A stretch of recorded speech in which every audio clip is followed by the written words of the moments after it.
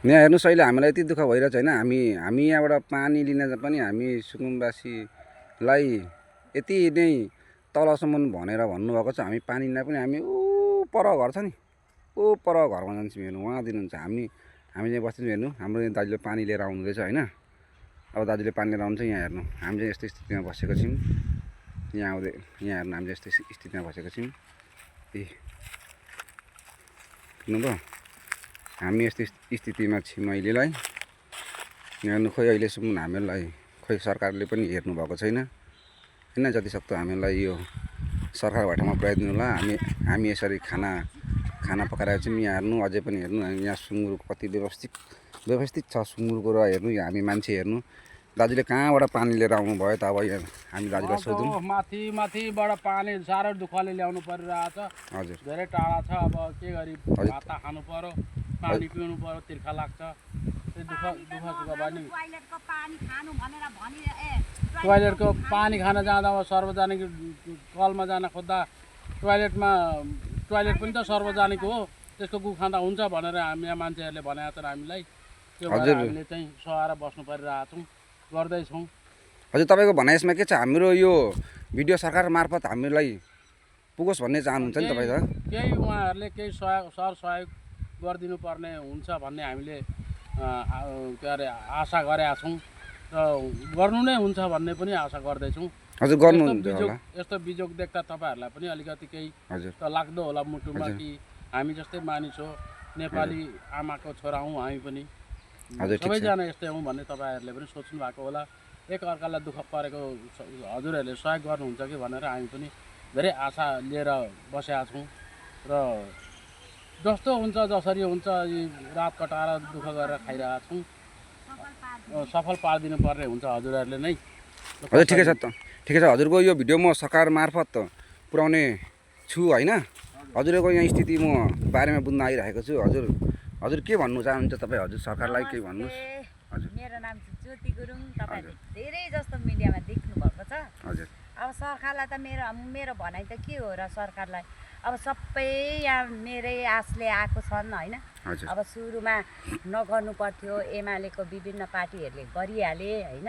हजुर, अब म चाहिँ यही भन्छु, अब सबैजना मेरो आशले आएको छन्। हजुर, सरकारले चाहिँ यो हाम्रो कुरा सुनिदिनु होला होइन। हजुर, अनि के अरे म अरू चाहिँ के भन्न चाहन्छु भने हामीलाई यहाँ बस्नु चाहिँ दिएकै छैनन्। एमालेको पार्टीहरू आएर होइन मलाई स्वयं मलाई धम्की दिएको छ। हजुर, हजुर, हजुर, भन्नुहोस् न। धम्की दिएको छ।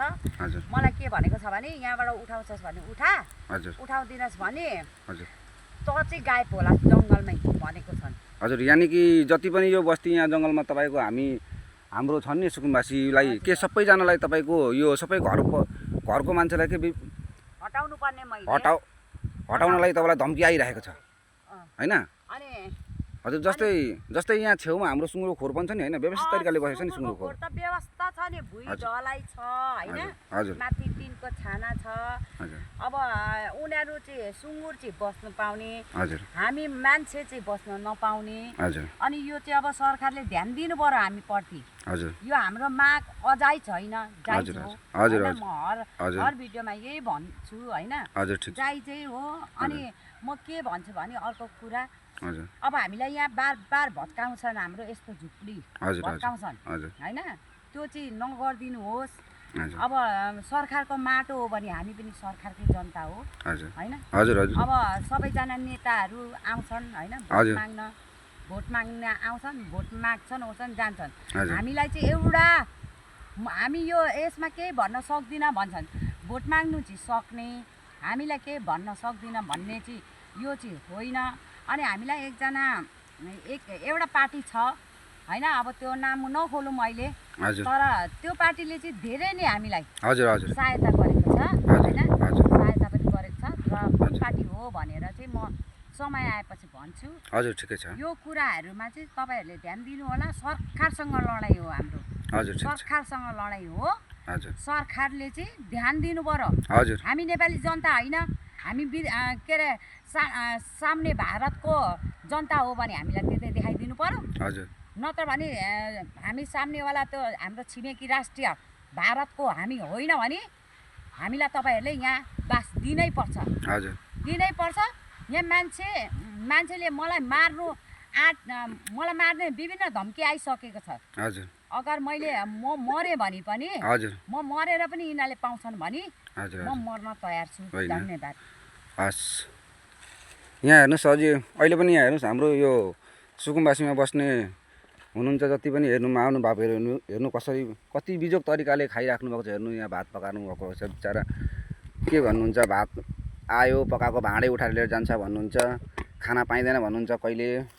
हेर्नु यति बिजोग छ। जसरी पनि हाम्रो यो भिडियो चाहिँ होइन सरकार मार्फत जाओस्, सरकारले सुनोस् हाम्रो